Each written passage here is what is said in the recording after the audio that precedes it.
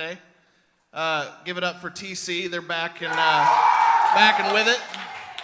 It's been a long quarantine, huh, fellas? All right, so we got one more week until food gets served again. Yay for food. That's all I'm going to say.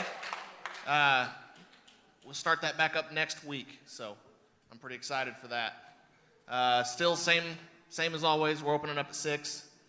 Food will start then, so it'll probably run out quick, so get it quick.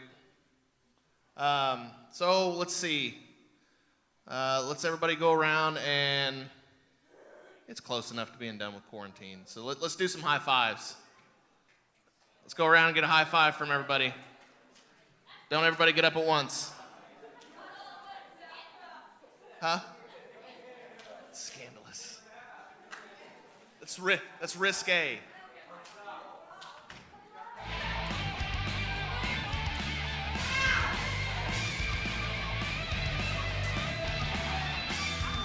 Yeah, it's a Twisted Sister song.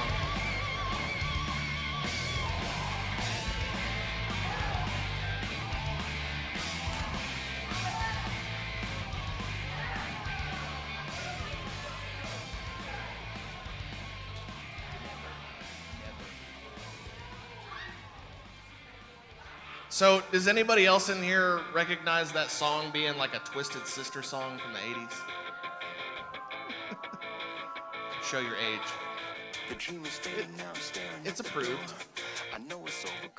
All right, so let's get things started because we got an awesome. I don't know what you want to call it. Got an awesome sermon today. We're gonna be doing some group projects within it. So let's go ahead and get started with the worship team coming up. Let's dive into some worship.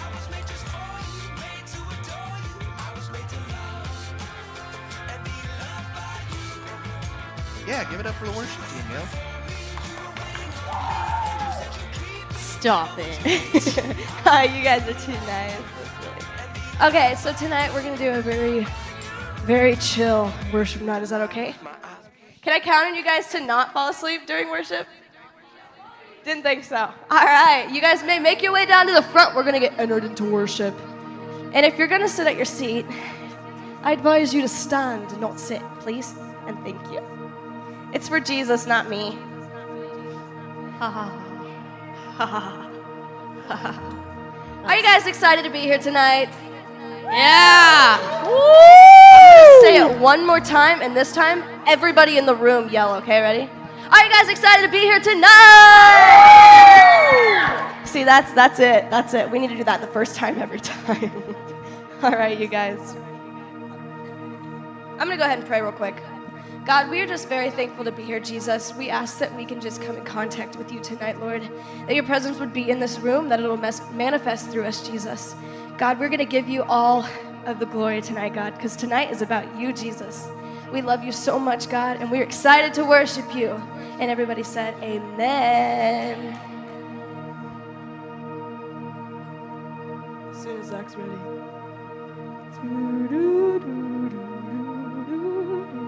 Hey. All right, let me see. Girls are here. Everybody jump up 5 times. 1, 2, 3, 4, 5. Now everybody do a backflip. 1, 2, 3. Yeah. Now can I see you guys wave your hands in the air like you just don't care? Wave your hands in the air like you just don't care. Sing it. Wave your hands. Yeah. Yeah. How does it? Yeah. Okay. All right. We're ready. All right, put your hands together. We are the drums tonight.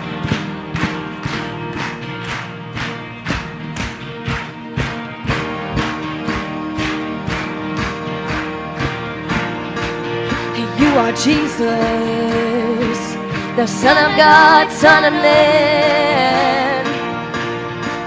I call you Savior with nail-scarred hands. You will be my sun in the morning light, bringing redemption through my darkest night. That beautiful surrender is where I want to be. Amen. And locked into your arms for all eternity. Keep clapping, let's hear it. Come and take my hand, and you can lead me where you please. That beautiful surrender is chasing after me. I am beloved, full of faith, standing tall, confident and brave, ready to fall into your light. You are the voice that calls with no reservation. Oh, I surrender all. That beautiful surrender is where I want to be, and locked into your arms for all eternity. Come and take my hand, and come and take my hand. You can lead me where you please. That beautiful surrender is chasing after me. Oh, I surrender all my heart and soul to you, my love. Oh, I surrender all my heart and soul to you, my love. Sing beautiful surrender, put your hands together. That beautiful surrender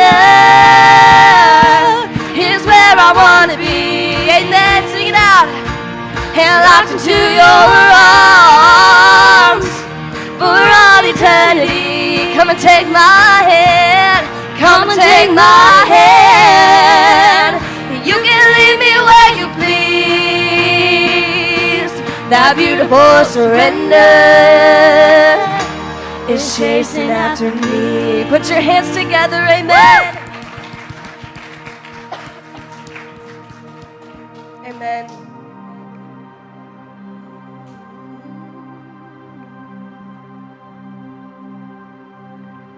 Just close your eyes for a second and just talk to Jesus.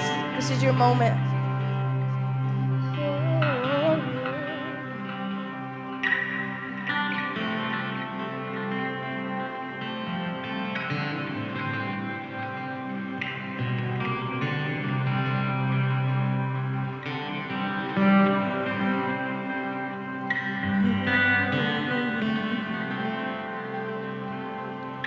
Search every hidden crevice,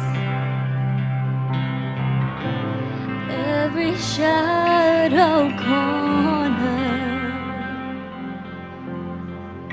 knowing my heart's intention. Oh, I need more like you. You make me more like you. I've been holding my fist, been holding my fist clenched tight. All empty praise on fading things. Now I'm opening these hands. Now opening these hands wide. You make me more like you. You make me more like you. I sing surrendering, just lift your hands. Surrendering, I give it all to you. With everything, God, I'm pursuing you. With everything,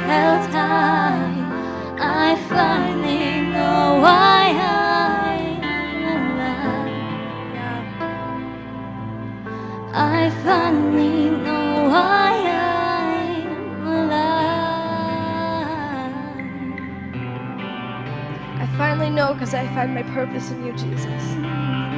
Nothing else but you, Lord. And I surrender. Flooding my soul. Flooding my soul with hope again. There's no mercies evermore. New mercies every morning. My heart. Yielding my heart to your voice. I'm crying out for you. Oh, I'm crying Oh, I'm crying out for you. Surrendering, I give it all to you. With everything, God, I'm pursuing you. With hands held high, I finally know why I'm alive. I finally know why I'm surrendering. I give it all to you. With everything, God, I'm pursuing you. With hands held high, I finally know why I'm alive. I finally know why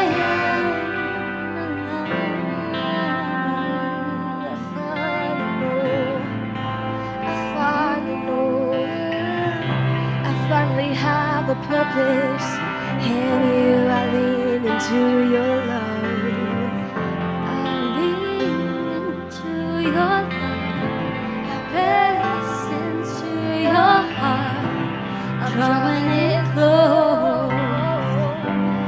Setting my heart. I lean into I lean into your love. Press into your heart. Drawing in close. Setting my eyes Setting my eyes on you. I lean into your love. Press into your heart. Drawing in close. Setting my eyes on you. I lean into your love. I press into your heart. I'm drawing it close. I'm setting my eyes on you. I lean into your love. I press into your heart. I'm drawing it close. I'm setting my eyes on you. I lean into your love. I press into your heart. I'm drawing it close. I'm setting my eyes on you. Sing it. Surrendering, I give it all to you. With everything, God, I'm pursuing you. With hands held high. my hands are I held high. finally know why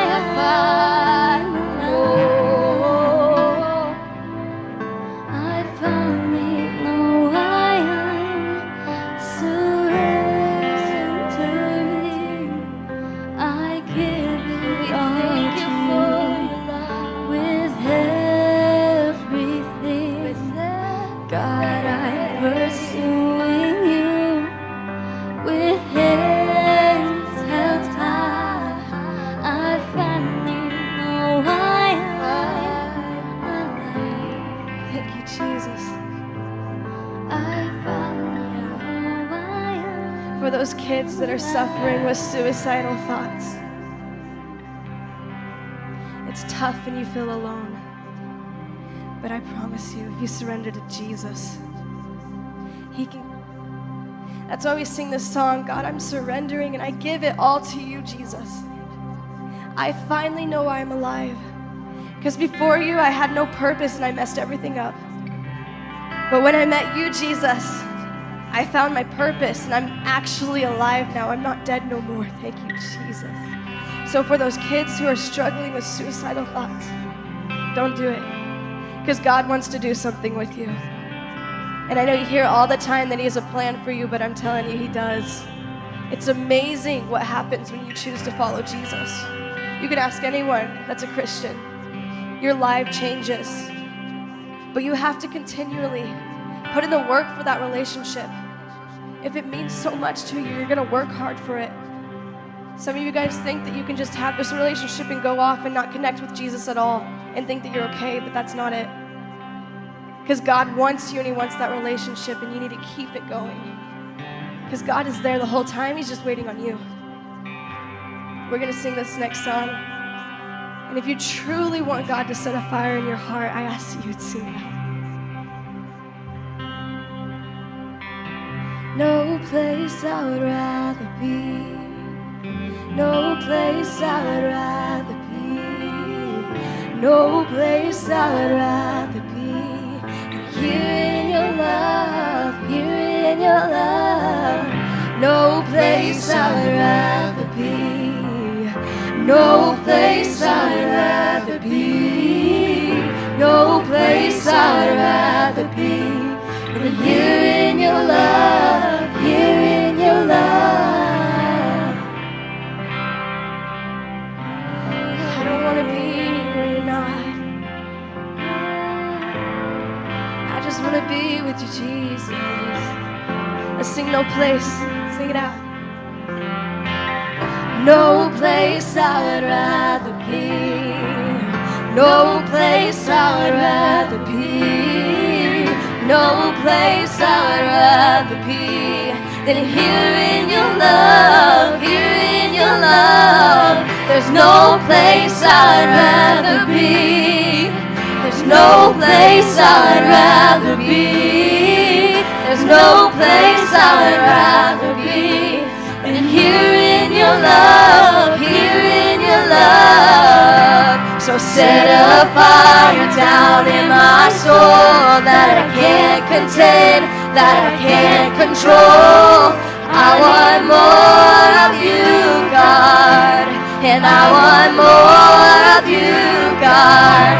So set a fire down in my soul that I can't contain, that I can't control. I want more of you, God, and I want more, I want more, I want more, I want more, I want more of you. So pour it out, so pour it out. I want more, I want more, I want more, I want more of you. So pour it out, pour it out. There's no place I would rather be. There's no place I would rather be. No place I would rather be than here in your love, here in your love. There's no place I would rather be. There's no place I would rather be. There's no place I would rather be than here in your love, here in your love. So set a fire down in my soul that I can't contain, that I can't control. I want more of you, God, and I want more of you, God. So set a fire down in my soul that I can't contain, that I can't control. I want more of you, God, and I want more, I want more, I want more, I want more, I want more of you. So pour it out and pour it out. I want more, I want more, I want more, I want more of you. Pour it out. So pour it out. You go, God hears your hearts. He hears the people who are saying, God, I want more of you. Even if you're the only person in this church right now that's screaming that out, meaning it with your whole heart, God sees it. And He is going, thank you. I can give you the peace that you've been wanting. I can give you the love. Thank you for taking that step. I'm going to take care of you. So for those of you who are ready to take that next step, who really want to know Jesus, right now is your time to just talk to Him and to say, God, I want more of you, Jesus. I'm tired of messing it up, and I'm tired of being beat down constantly and never getting an ounce of peace. God, I'm tired. I need a break. We're going to sing No Place I'd Rather Be. There's no place I'd rather be. There's no place I'd rather be. There's no place I'd rather be than here in your love, here in your love. So set a fire down in my soul that I can't contain, that I can't control. I want more of you, God, and I want more of you, God. So set a fire down in my soul that I can't contain, that I can't control. I want more of you, God. Let's sing it out one more time.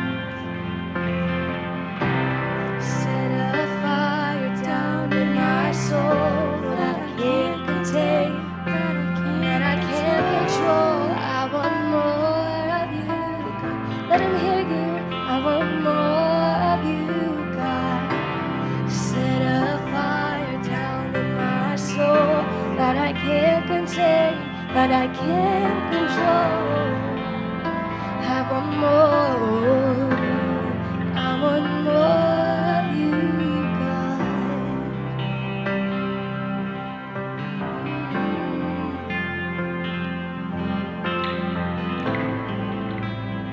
The act of surrendering is to cease resistance to an enemy or an opponent and to submit.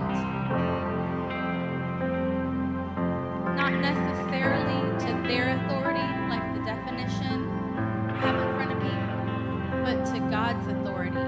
When you're surrendering, you're letting go of your flesh, of holding on and fixing it yourself.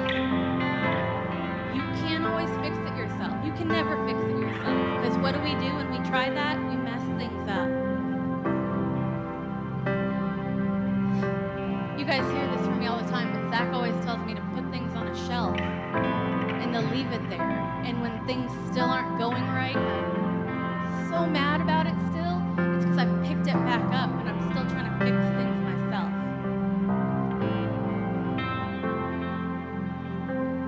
Surrendering is not weakness. It's not something to be ashamed of.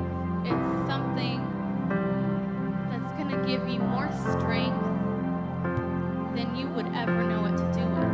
It's going to give you more focus. It's going to give you more clarity.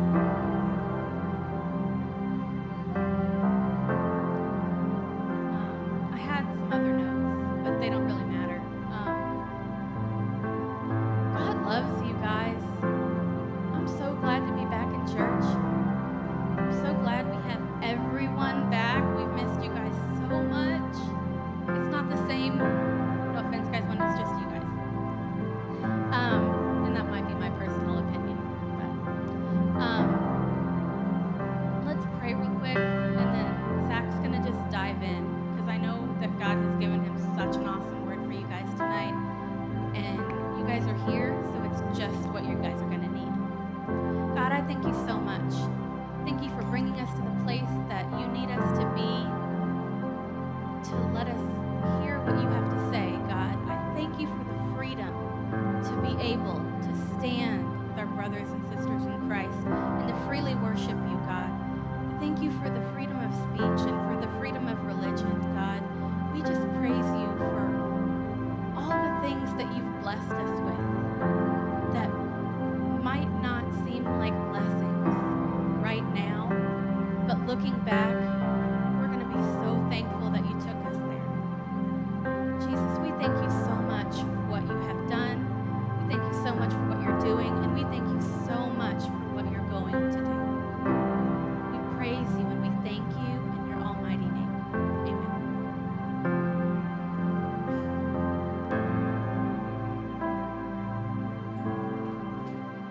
All right.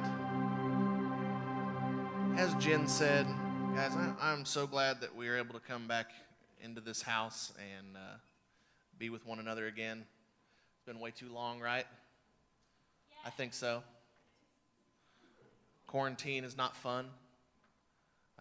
Isolation isn't fun, and we're meant to do this thing together, and I'm just thankful for that. And so with that, I'm going to dive in here as soon as I get logged back in.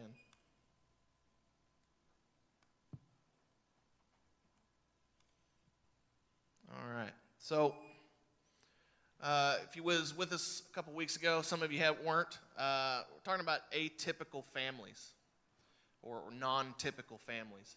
And I think for the most part, most of us could agree that we probably don't have a normal family, me included. I got lots of crazy siblings. I've dealt with my parents divorcing, gathering new parents, having to trust people that come into my life that I never expected to have to deal with. Christmases are cool because you get more than one if you're in a family that has more than one mom or dad. But sometimes those things lead to fights and chaos. And we talked about some TV shows that we watch. Most of them don't have typical families in them. Because why? Because it'd be a pretty boring show if it was. And even starting back from Adam and Eve, they were the first dysfunctional family, if you really think about it. They caused everything that we've had to endure up to this point. But they also were redeemed by bringing Jesus into the world, right?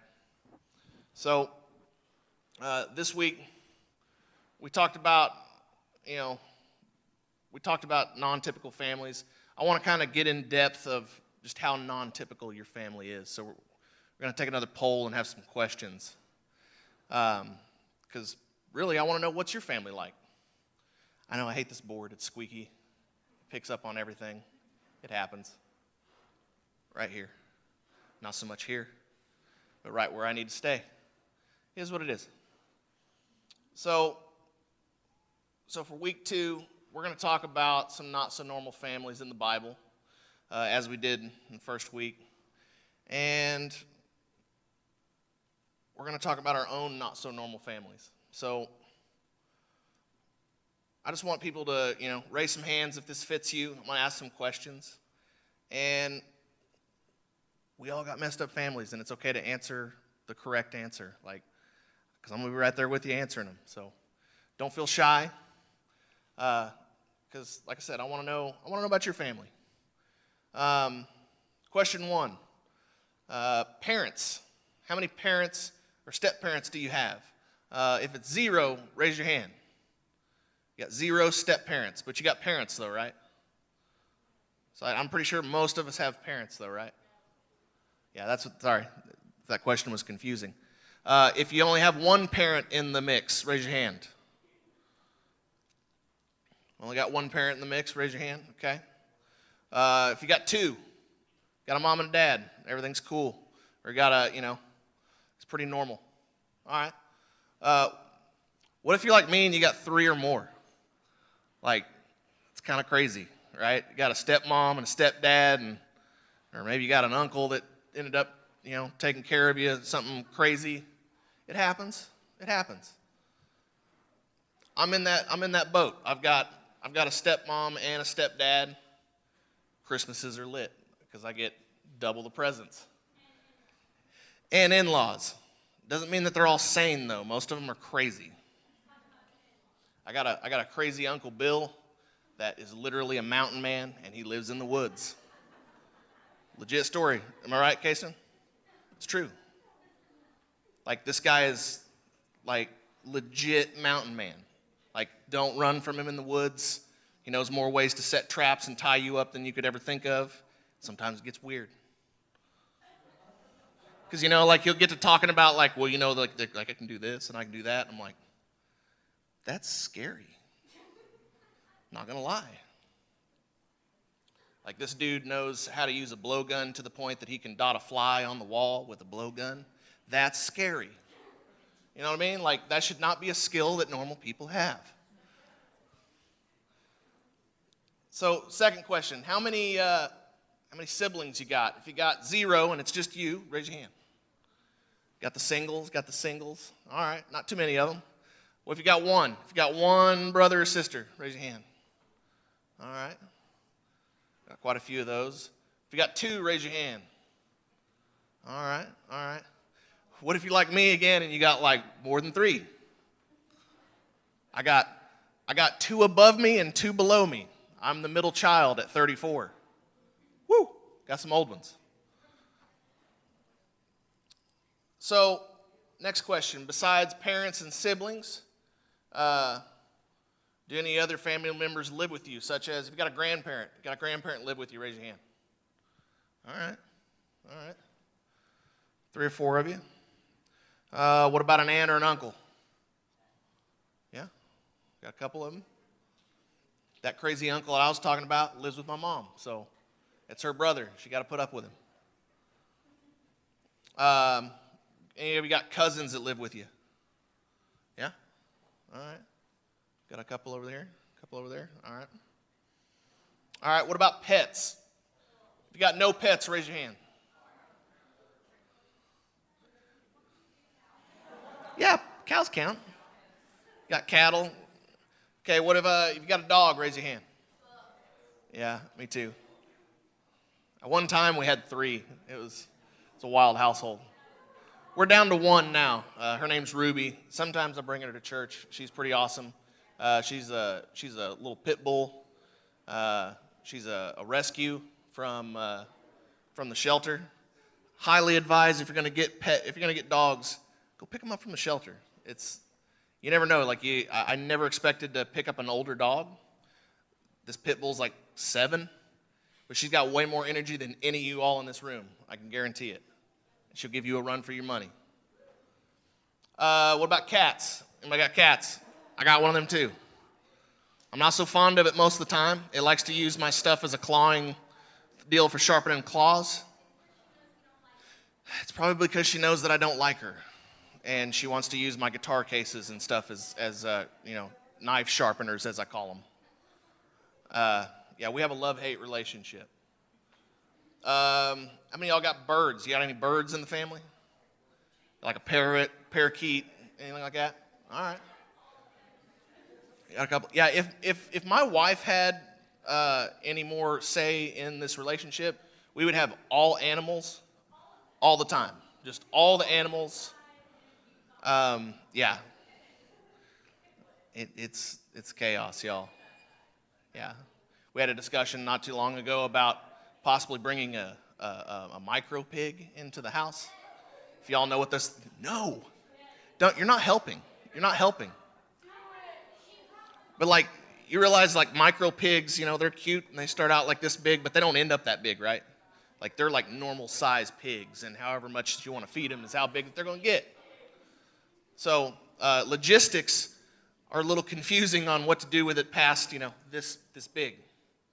Yeah, we didn't end up getting it, but thank God. What about lizards? I'm going to also add like turtles. You got a turtle? I got a turtle. Got a hermit crab? Okay. We have an African Calcutta tortoise. He's kind of cool. His name is T2. That's short for Take Two, because we did have one before him. He did not survive the gauntlet, so we now have Take Two, also known as T2. you got to have some humor in losing a pet sometimes.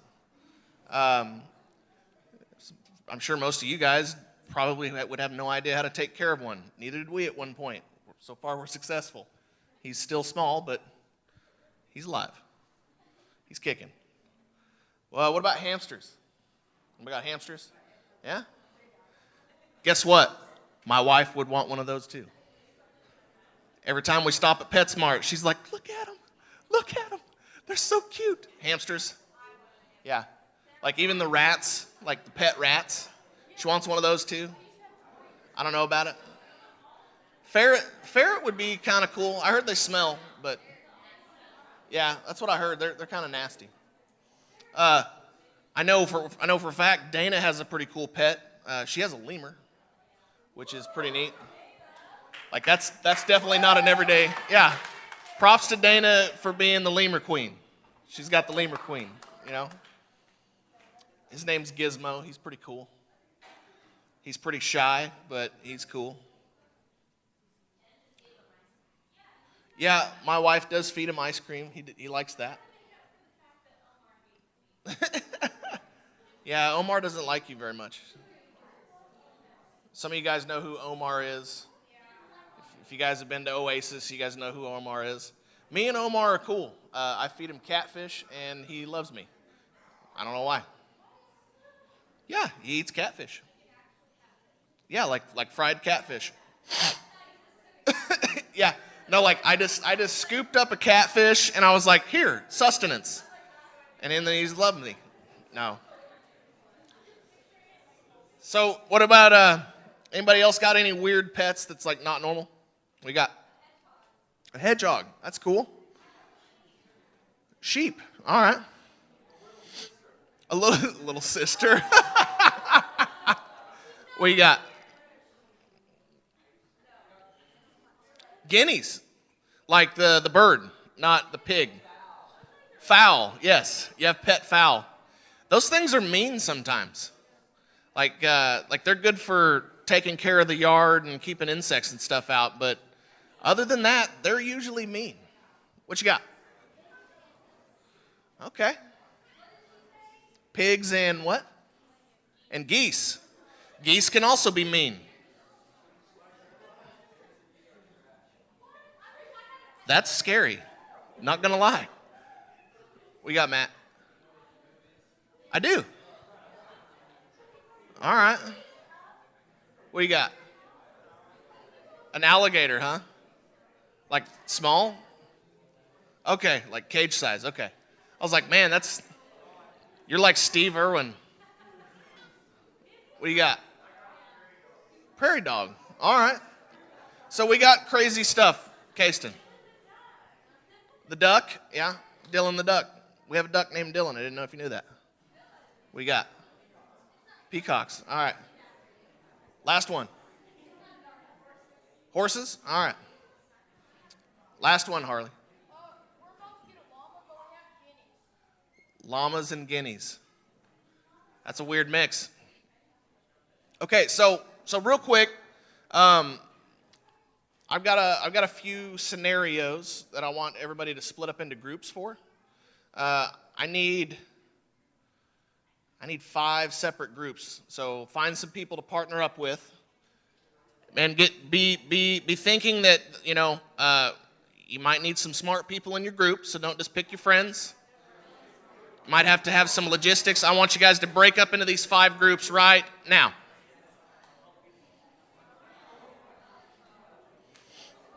Five groups.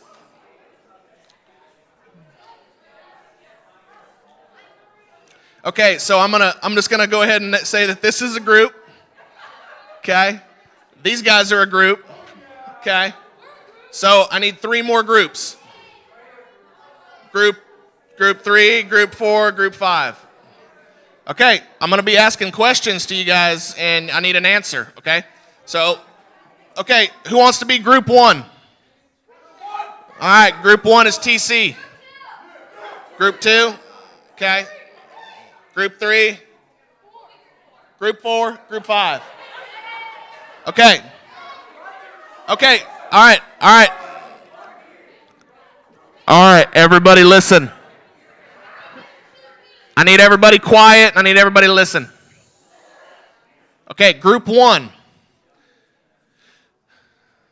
So we got some scenarios here, okay? There's a lot of ways that our families are different.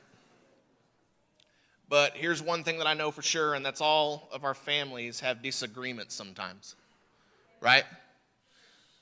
I just said to get into groups. I didn't say this one would be tough. There's the bomb. So we're split up into 5 groups, okay? I can only do 5, so you guys figure it out. Okay. I only got 5 questions. I can't split that up. Okay. Okay, so group 1.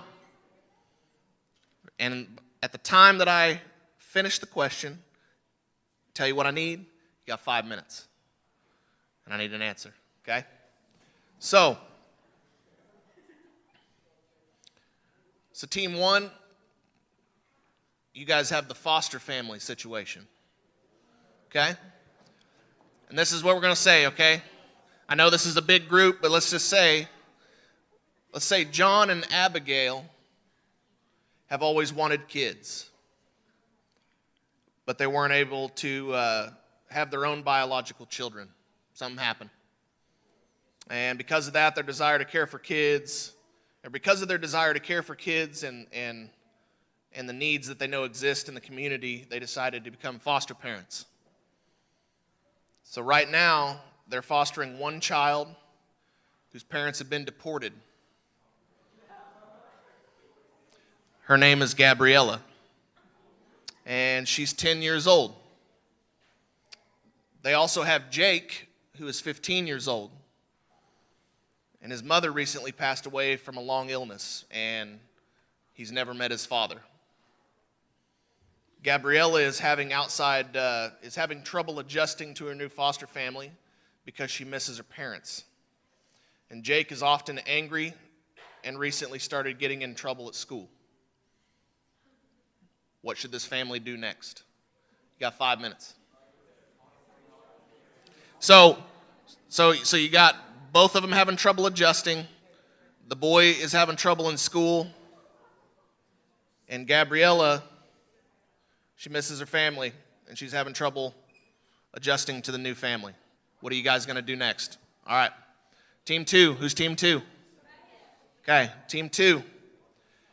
You guys are a blended family. Okay, and what that means is Joel and Anna have divorced 3 years ago. Okay? They have 2 kids. It's Ellie and Colin. Last year, Joel and Anna both remarried, so they now have significant others. So the family has grown, right? Joel married Chloe, who has a daughter named Elise, and Anna married Ben, who has a son named Marcus. And now their family has grown from 2 parents and 2 kids to 4 parents and 4 kids. And Ellie and Colin don't get along. So 2 on the opposite side, they don't get along, right? And they don't get along with Elise, and they're angry at their dad for getting remarried. Marcus often gives his new stepmom, Anna, a hard time. What do they do next? Got it? Team 3. Okay, listen up. Team 3. You guys got the single parent household. Okay?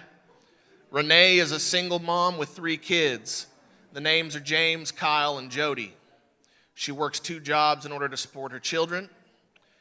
James, who is 17, works a job to help take care of the things around the house with his mom, and also takes on the role of father to his younger siblings.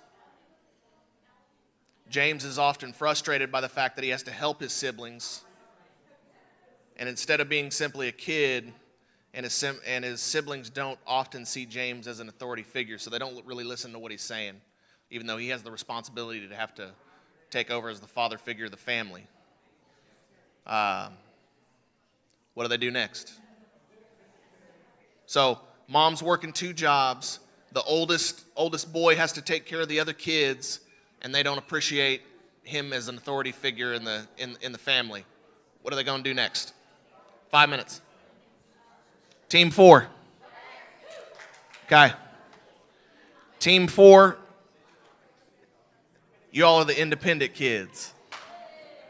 Okay, so Rochelle and Maria and Blake grew up in the same neighborhood, and all three of them have had difficult home lives, but they've always had each other. So three friends come from three bad families, but they got each other.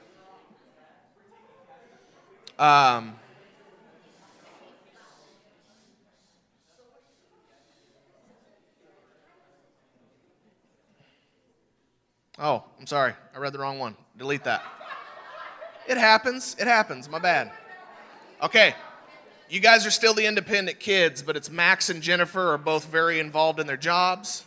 Jennifer is often traveling around the world. Okay? So the mom's traveling, and the dad works 10 to 15-hour days. Okay? They got 2 kids. It's David and Yasmin. And the thing is they don't get to spend time with their parents because they're either traveling or they're working, right? David's 15 and Yasmin's 17. And they're pretty used to this arrangement by now, so they pretty much can take care of themselves. But the distance is causing a strain on their relationship with their parents. And the parents want to provide for their family financially, but they struggle with leaving their kids alone so often. David often misses his parents, but he doesn't want anybody to know how sad he actually is, so he puts on a front. And Yasmin doesn't think about her parents much, and she tends to go to her friends for advice when she needs somebody to talk to. What does that family do next? All right, Team 5. You guys ready? Team 5. This is the friendship family. Rochelle and Maria and Blake grew up in the same neighborhood, and all three of them have had a difficult home life, but they've always had each other. They've been best friends since they were in diapers and once made a pact that they would always be family no matter what. But things have been changing recently, and Maria just found out that she's being transferred to a new school, and it's away from Rochelle and Blake. Blake just got a new girlfriend, and he's been spending less time with Maria and Rochelle. All three of them are worried that their friendship family might be coming to an end. What are they going to do? 5 minutes. Okay. They're going to have someone tell. Oh, okay. Thank you, though. No problem. Oh, no, probably not. Okay, so Team 1. 5 minutes is up. Which one of you is going to represent? Matt? All right. So, I'm going to read it again so that way everybody knows what's up. So you guys had the foster family, right? So mom and dad can't have kids of their own. They're going to foster some, and then we've had some problems in that family. So what are they going to do?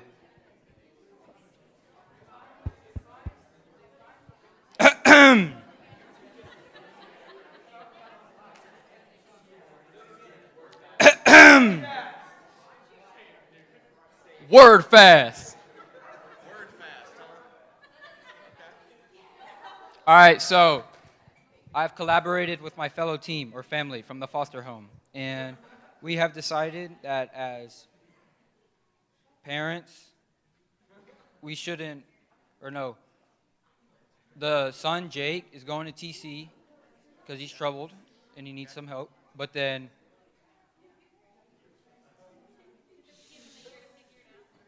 is it Abigail?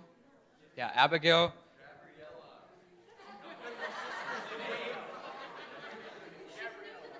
Oh, Gabriella. She is, since she's struggling to find a plane ticket? She's struggling to find adjust, fitting in, so we are just quality time with her and then getting her adjusted to the place. Thank you. Okay. All right. All right, so the boy's going to TC because he's got some issues, right? Need to work through them, right? And Gabriella is getting some more quality time from the parents. Is that what I got? Okay. Okay. Team 2, who's your representative? Macy, Brooklyn, who's going? Okay. All right, so Team 2, what's your answer? All right.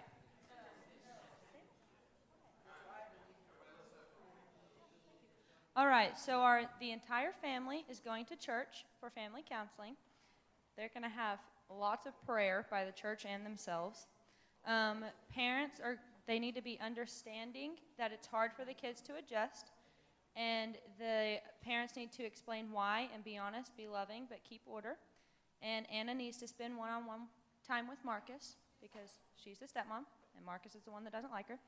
And then OG parents need to get along for the kids. And the mic drop. That's good. That's a good answer. I liked there's one thing that stood out about that, and we're going to come back to that, the prayer thing. We're going to come back to that. So keep that in mind. Okay, team 3. 5 minutes is up. Who's going to represent? I think the first one that speaks is the one that represents, right?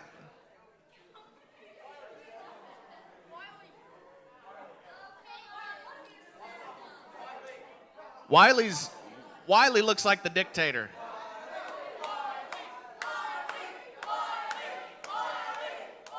All right, Wiley, come on up. Looks like you got ousted, man.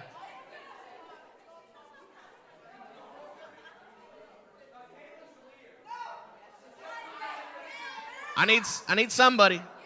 Make it quick.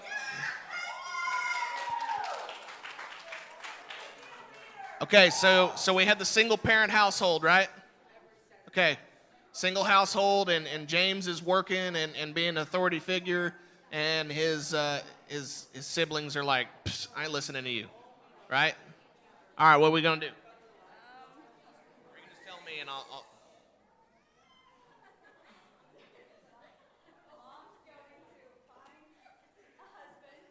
Mom's gonna find a husband, okay? At church, okay? And the kids are going to a nanny. Okay, so the young one's not paying attention. They're going to a nanny. The other one's he's chilling by himself. Okay. All right. That's a good answer. All right, team 4. Team 4, represent Jasmine. Okay, so, oh yeah, which one makes more money? That was my question. The parents. Yeah.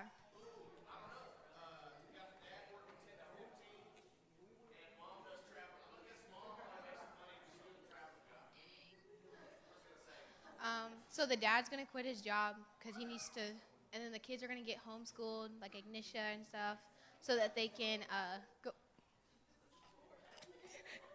So they're gonna go to their bosses first and tell them their situation, and hopefully one of them gets laid off so that they can work. So they can. So that they can spend more time, and then they're gonna travel with their parents so that they can work together, and the brother's gonna join the family business so that they can all be together, and then they can go to counseling, and yeah, so they can be together. That was a very intricate answer. A lot of detail in that. So I hope everybody was listening. But yeah, pray for laying off, I guess. I don't know. All right, team 5, who's representing? Gabby. All right. Thank you.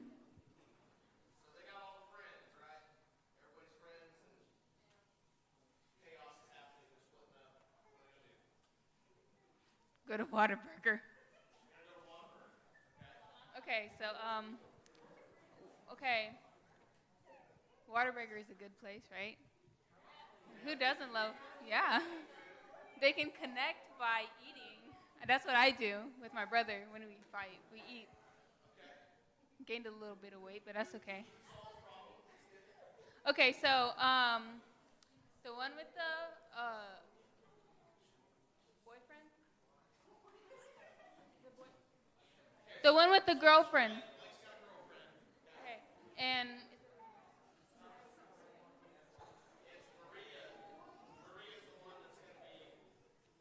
okay, so since Maria's changing schools, Maria will keep in touch by like texting them, and Blake, I'm sure his girlfriend will understand. I mean, plus talking every day, isn't good anyways. Like, you're gonna get tired of each other eventually. They're gonna split up probably.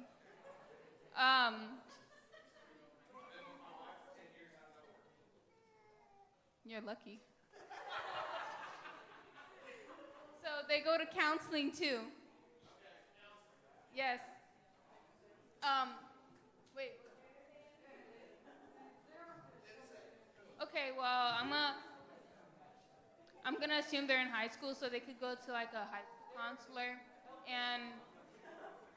and they're gonna be like, "Hey, we need help," and she's gonna be like, "What do you need help with?" And then they're gonna be like, "Yes." That's a very deep yes. Yes. Okay. All right. So all of them, okay, so let's split back away from our groups and go back to where we were. Those were all good answers. Some of them were a little elaborate and crazy, but it was still a thorough explanation of what to do, right? So I'm gonna ask these questions. Everybody listen up. So, asking a representative from the group, what was atypical about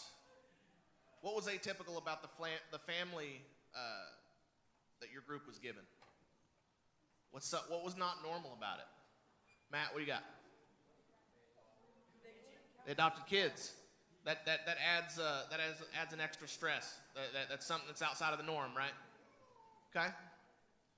What about team 2? What was something out of the norm about your family? Huh? They were split up. Right. Divorce. Divorce situation happens. Team 3, what about you guys? Single mom. Single mom and a bunch of kids to take care of, right? Team 4, what was odd about your all's parents? Or your family situation?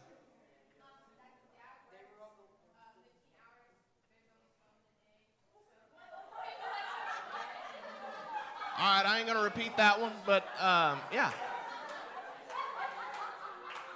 So they work a lot, right? I think the way that I gathered that was your families work a lot, right? So the dynamic of them being home alone a lot was the reason, right? We're gonna go with that. Okay.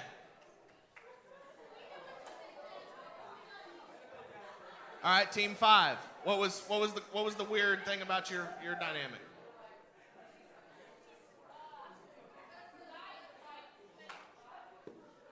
Life happened, right? Okay. All right, second question. How can you guys relate to the family that you were given? Yeah. Because Juji's your foster dad. Okay. What you got, Matt?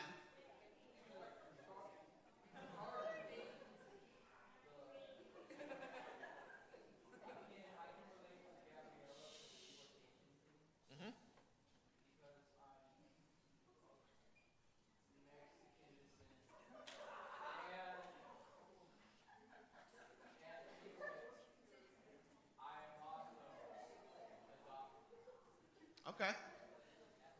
So some of your group has been adopted and they've had to deal with that situation.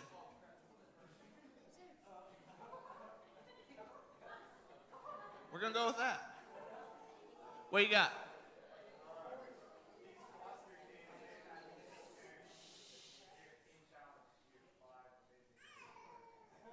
Okay. Okay. Yeah, for sure. What you got?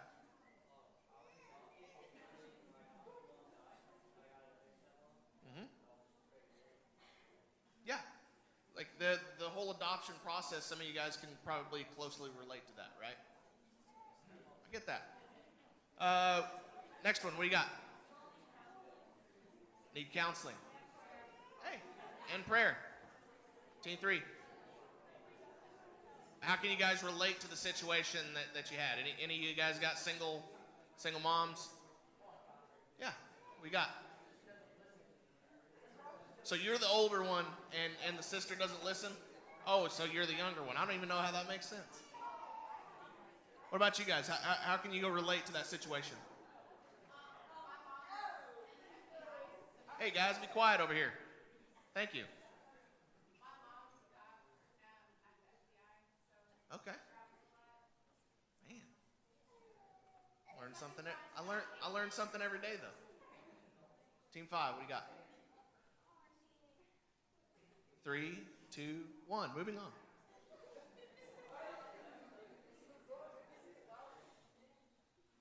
So we can all pretty much agree that in some way or another, somebody in our group related to the situation that we were given, right? Some of us got parents that work too long. Some of us got single moms, single dads taking care of our family. Some of us may be adopted. Some of us have, what do you got, Gabby?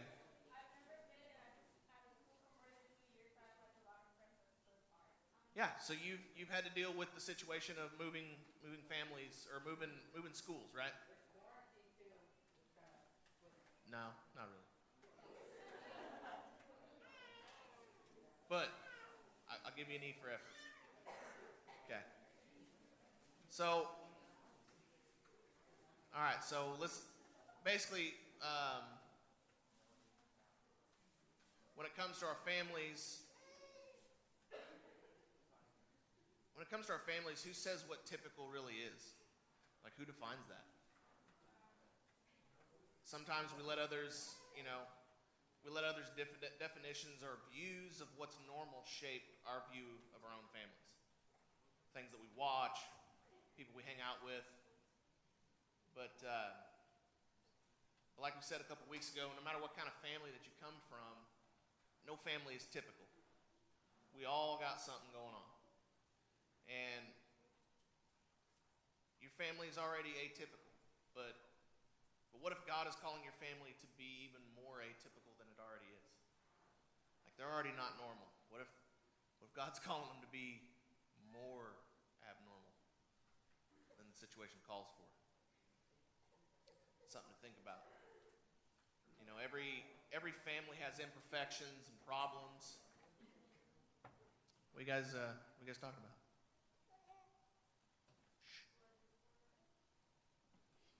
Save that for after. Be cool. Every family has imperfections and problems and struggles, but typical families, they either try to handle them on their own or they never handle them at all. And the situation grows out of control. Atypical families, on the other hand, there was one answer that I liked. You know, I'm not going to be biased in favoring an opinion, but there was one answer that I liked over all the other ones, and that was prayer. And the thing is atypical families, most of them understand that they're messed up, and they pray about it. They pray for their family. They pray for each other. And,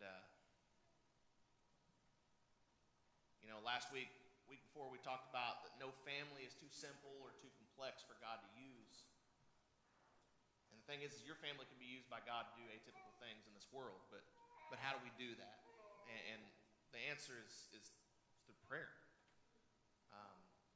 diligent in praying for our family, praying for the situations that we're going through. A couple examples. I asked a couple people ahead of time to share a story of the time that their family has prayed, or maybe they have prayed for their family in a situation. And Macy, if I could have you come up, she has something to share with you guys. I've actually heard this story. It's pretty crazy, but I'm gonna let her have it. Thank you. So probably 6 years ago. Those of you that know Gray Dog, my cousin, I grew up and he was my best friend, like forever. But they live in Georgia now, we were in 5th grade and I was chilling at home and he was riding his bike at his house. And we got a call from my grandma, Mimi, and she said that it's funny because she said he was riding a 4-wheeler and the handlebars went through his chest. That's not what happened at all, but that's what was told to us. And so, of course, we were freaking out like crazy. Well, eventually we made it to St. Francis and Tulsa and stuff, and we went there. It turns out it was not a 4-wheeler. It was a bicycle, but it did go into his stomach, the bicycle handle. He was going down a hill, and he ran into a tree, and it impaled him into his stomach. And so he had to go into surgery, and he was life-flighted. And they were literally holding his intestines into his body, which is horrible, not funny at all. But we all prayed the whole time. It was a couple hours, I think, but we prayed really hard. And, of course, before that, his parents always prayed for protection over him. And it turns out that the handle just missed an intestine. I can't remember which one, but it was so close to him being impaled in an intestine where he would have died immediately. But God had his hand over him, and we all prayed it away, and he got through surgery perfectly fine, and now he has a really rad scar on his stomach. Pretty crazy story, huh? Yeah.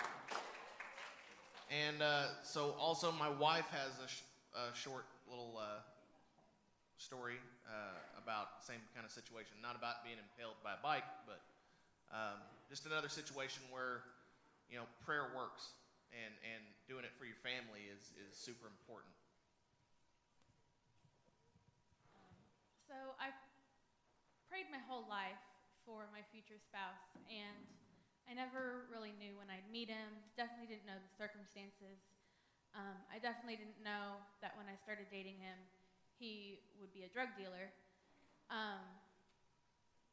Definitely didn't know why I stayed with him. Because it was just something I was totally against, but God just told me to stick it out and stay with him and to keep praying for him. And it took years, and it was completely on his own doing. It wasn't me making him change. It was all God. But prayer totally works. God, reveal yourself to him, and maybe that came in the form of cops kicking down our door and him being in jail for a whole weekend, but you never know how God's going to use the situation. And so that's mine, because now he's here, and that's cool to me. So, moral of the story, prayer works. And sometimes we don't even know that we're being prayed for. But God can move in each and every one of our lives and impact us to make a difference, regardless of how far down that we've dug ourselves into a hole. If y'all didn't realize, obviously that's me that she was talking about. Right? I never knew. But the thing is, guys, is I didn't know that she was praying for me. Even if I had known that she was praying for me, not even sure how I could accept it, but God made his way into my life and was able to move in and through me and make a drastic change of what it is that I do now compared to 7 years ago. So, prayer works. May not be today, may take years of time, but it works. And you don't know if it's going to work or not unless you try it. So, we're going to get back into Genesis again. I know y'all are excited for that because it's long, so bear with me. if you guys got your Bibles, we're going to read through Genesis 13, verses 1 through 13. I got too much tech up here. No cool games, no Angry Birds or anything. It's Genesis 13, verses 1 through 13. And to make it a little bit more understandable, I read from the easy version. It kind of has a way of wording things to where things make sense. Especially when it comes to these stories, it really puts things into context. So at this time, Abram, he left Egypt, and he traveled north to, I'm going to butcher these words, Negev. He took his wife and everything that belonged to him. Lot also went with him. And Abram had many valuable things. He had many cows and much silver and gold. But then Abram left the Negev, and he went to different places. And then he arrived at Bethel. He returned to the place where he had put up his tent before. That place was between Bethel and Ai. It was where Abram had first built an altar to worship the Lord. And Lot was traveling with Abram. Lot also had many cows and sheep and tents. But the ground could not grow enough food for all of them to eat. They could not all live together in the same place. Because they had so many animals and people with them. And Abram's shepherds and Lot's shepherds began to quarrel with one another. At that time, it was Canaanites and the Perizzites. They also lived in the land. And Abram said to Lot, "We must not quarrel with each other. Your shepherds are my shepherds and must not quarrel with each other. Remember that we belong to the same family. Look everywhere. There is enough land for all of us. We must separate from one another. If you go to the left, I will go to the right. If you go to the right, I will go to the left."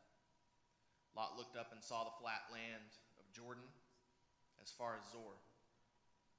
He saw that it had lots of water, like the garden of the Lord. It was good land, like the land of Egypt. And this was before the Lord destroyed the cities there called Sodom and Gomorrah. That's important later. So Lot chose for himself the valley of the Jordan River. He traveled towards the east.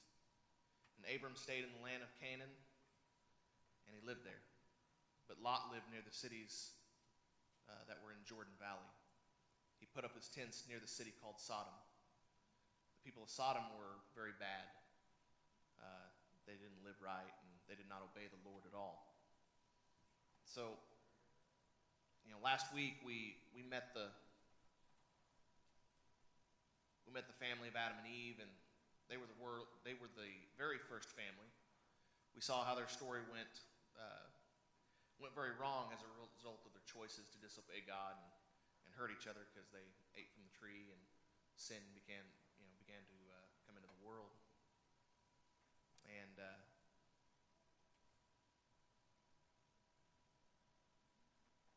but because God is a God of grace, God used their family to do something amazing to one day bring Jesus into the world. And like I said, today we introduce you to Abram's family, or Abraham. And he had a really important line in the Bible, a really important story in the Bible. And so basically him and Lot had disagreements about that there wasn't enough land for both families. And so they separated, and Lot went to Sodom, and Abraham went the other direction. And so it picks back up in Genesis 18, and it's verses 1 through 15. Like I said, we're going to do a lot of reading today. But we'll get back to Lot in a second. But right now we're going to get back to focusing a little bit more on Abraham, so you can understand just how atypical his family was.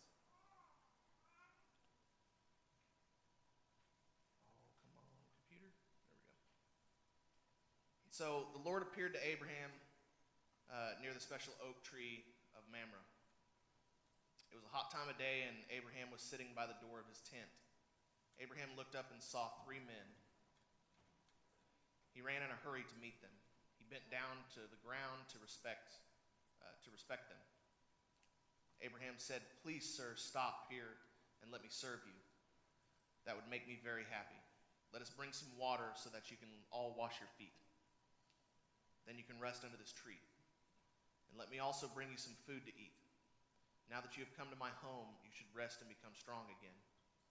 Then you will be ready to continue your journey," the men replied. "That is good. Please do what you have said." And Abraham went quickly to his tent. He said to Sarah, "Be quick and get plenty of good flour, and make bread with it." And then Abraham ran to his cows. He chose a very nice young cow, and he gave it to his servant.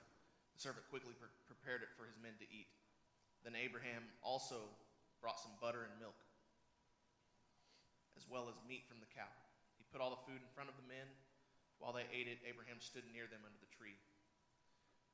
Then the men asked Abraham, "Where is Sarah, your wife?" Abraham replied, "She is there in the tent." Then one of the men said, "I will certainly return to you at about this time next year.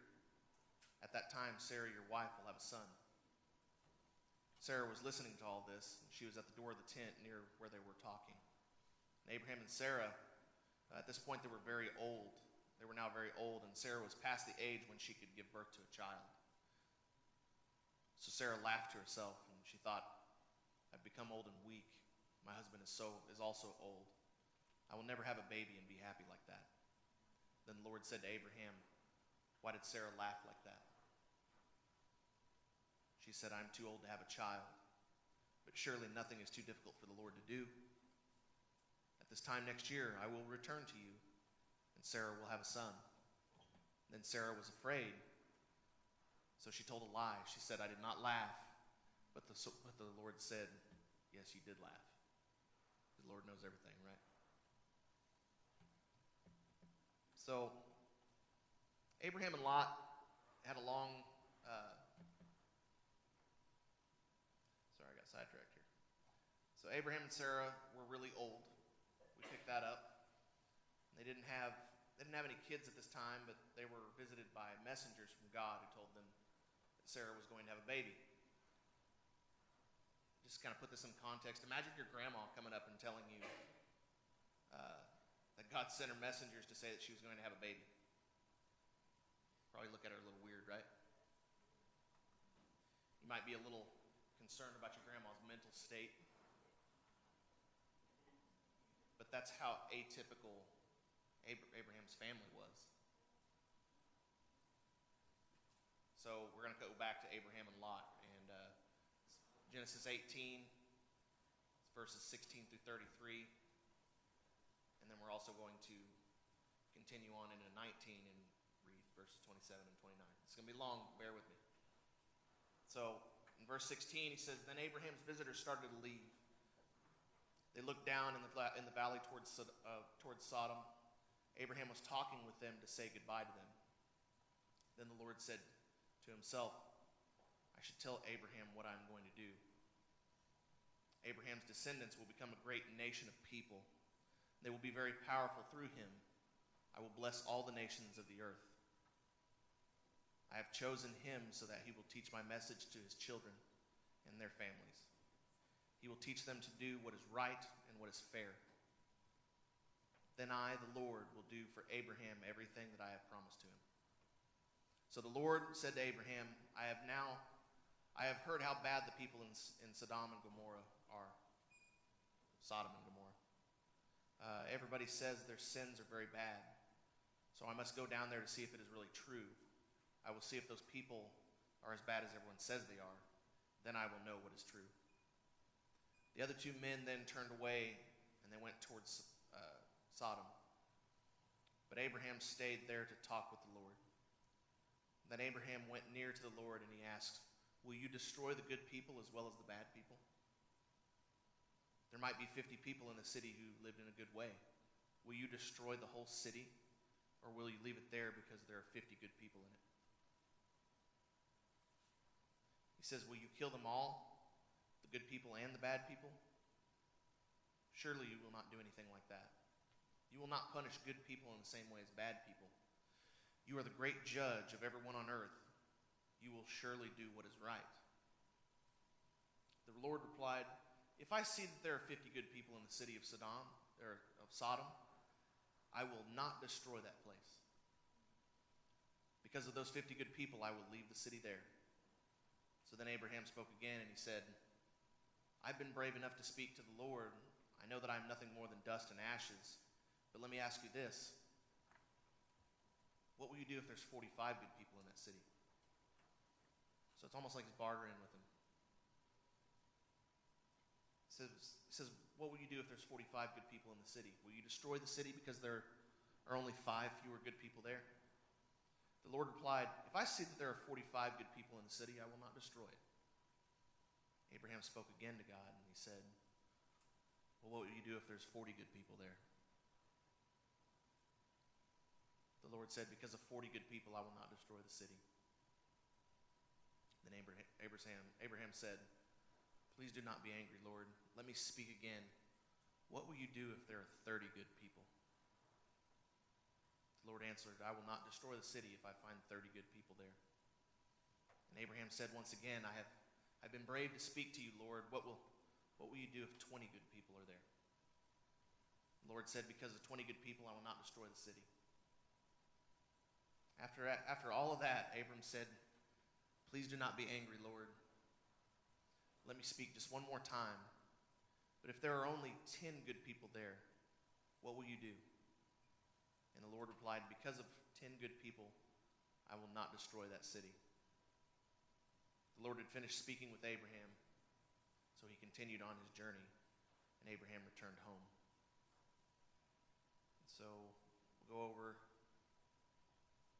to 19, Genesis 19, and we're going to skip down to 27 through 29. It says, early in the morning, Abraham returned to the place where he had spoken with the Lord.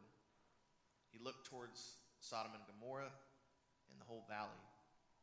He saw thick, dark smoke that was rising from the land.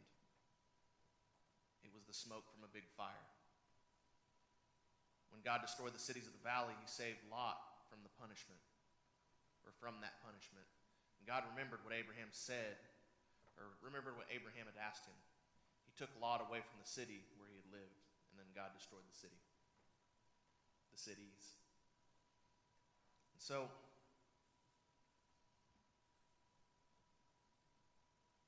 Abraham and Lot had a long history of disagreements, and remember they fought so much that they had to move to different cities, right? But when Abraham learned that God was going to destroy Sodom, the city where Lot lived, Abraham made a choice. He played with God on Lot's behalf, and in response to Abraham's prayer, Lot and his family were saved. And a couple weeks ago we said that if you want God to use your family to do atypical things, sometimes you have to be the first person in your family to do something atypical. And that's what Abraham did. When you're fighting with someone in your family, it isn't typical to do what Abraham did. The typical response is to fight back and hold a grudge and give the silent treatment. But Abraham chose to do the atypical thing, and he prayed for Lot in the middle of their conflict. He did not wait for an apology. He reached out first through prayer.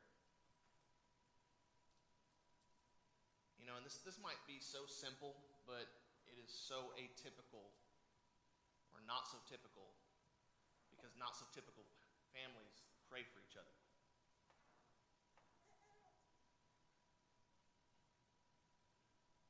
So, what does God want us to do with this? What does he want us to do about it? Atypical families pray for each other. And just like Abraham saw prayer change his family for the better, and I saw prayer change my family for the better, you can be sure that prayer is going to change your family for the better too. Every family has imperfections and problems and struggles, but atypical families invite God into the situation through prayer. Prayer doesn't have to be complicated. It can be as as simple as thanking God for your family, even if you're not sure that you mean it at the moment. It's asking God to give love, joy, peace, patience, kindness, goodness, gentleness, and self-control, spirits of the fruit. It's asking God to give you wisdom to resolve your disagreements. It's asking God to do the same for the family member that you're fighting with.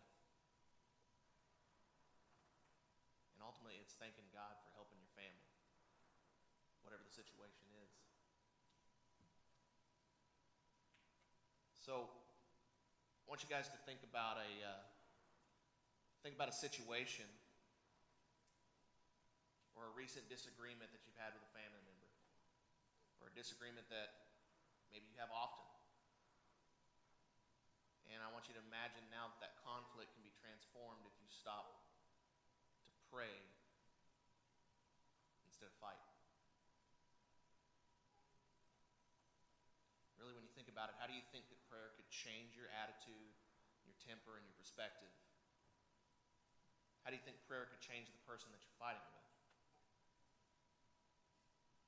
How do you think prayer could begin to change your family's pattern of behavior in the long term?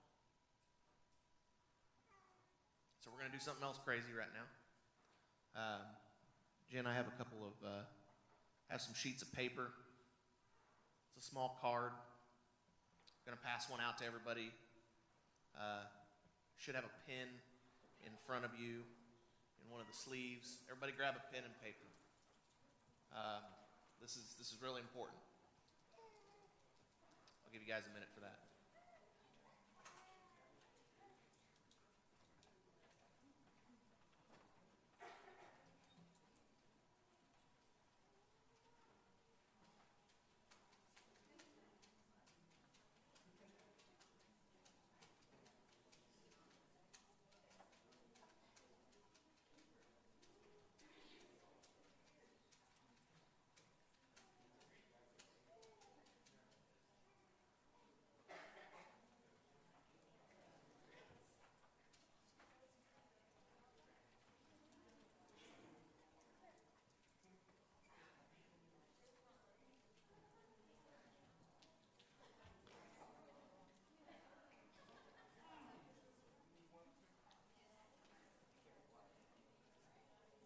Let me know when everybody's got a pen and paper.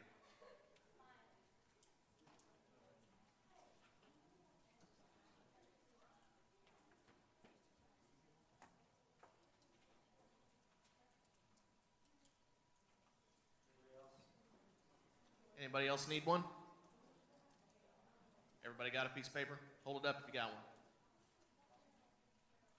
All right, cool.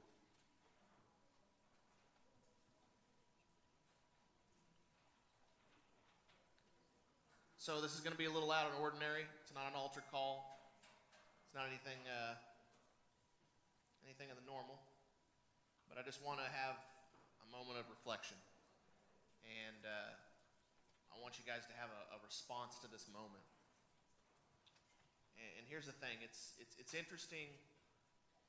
It's interesting that Abraham chose to pray for Lot before they ever reconciled.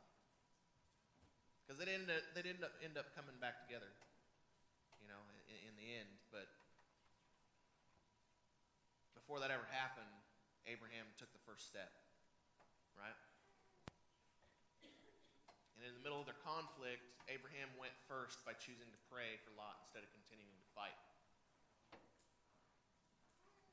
So this week, what if you decided to go first? Whatever the situation is. Maybe you're fighting with your parents. Maybe your parents are fighting because they got financial situation going on, or just stress in general. Maybe you're the cause of it. Never know. But what if instead of responding negatively, what if we chose to respond in prayer?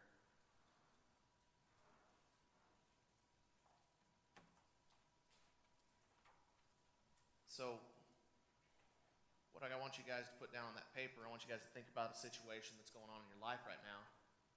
And I I want to encourage you to take the card that we gave you, and I want you to write down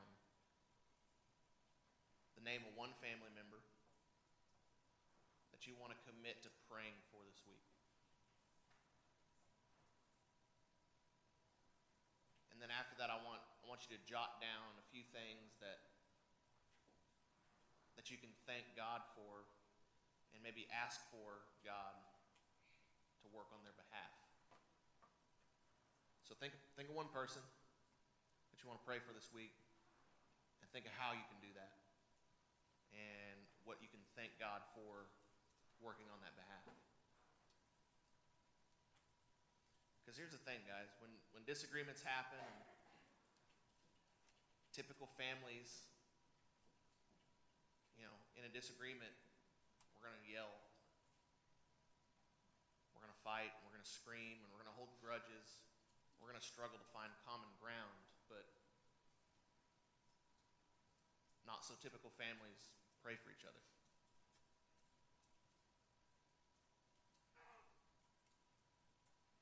And I can assure you in this situation, if you commit to praying for your family more than you fight with them, imagine how God might be able to use your family to do atypical things in this world. What if the one thing that's holding them back from working in a situation is you taking the first step?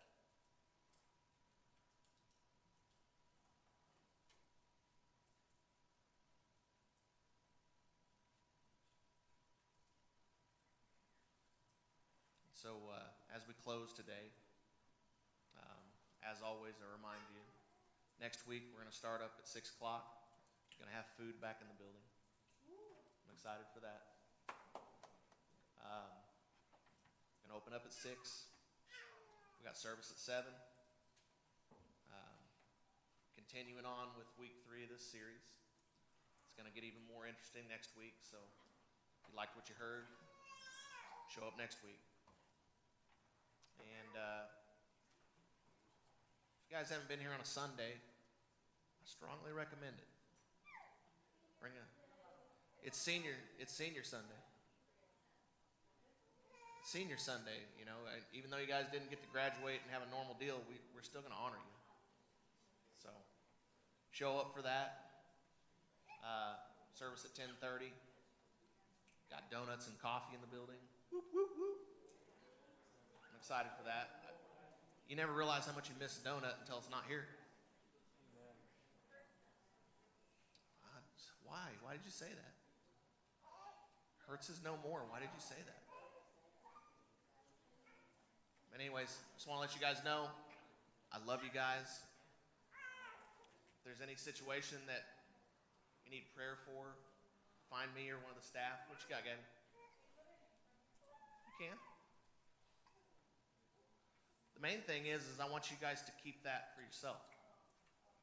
I want you to keep it for yourself as a reminder of who it is that you need to pray for.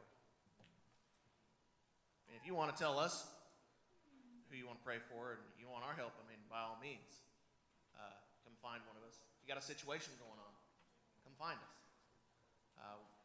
I myself or any of the staff, that's what we're here for. We're here to help you guys. So I'm going to pray. After I pray, you guys will be dismissed. All right? Father God, we just thank you for this day, and we thank you for the opportunity to come together with each other and share fellowship and learn more about you, Lord. Father, we pray for the situations that are going on in our lives, whatever that they may be, that you give your light and you reveal to us who we need to pray for. And Father, just give us the strength and the courage to be the first one in our family to take steps, if that's so be it. Fathers, be with us in our travels today. Keep us safe, and just let us do everything to honor and glorify you. And Father, we just love you and we thank you. In your holy and precious name we pray. Amen. Love you guys.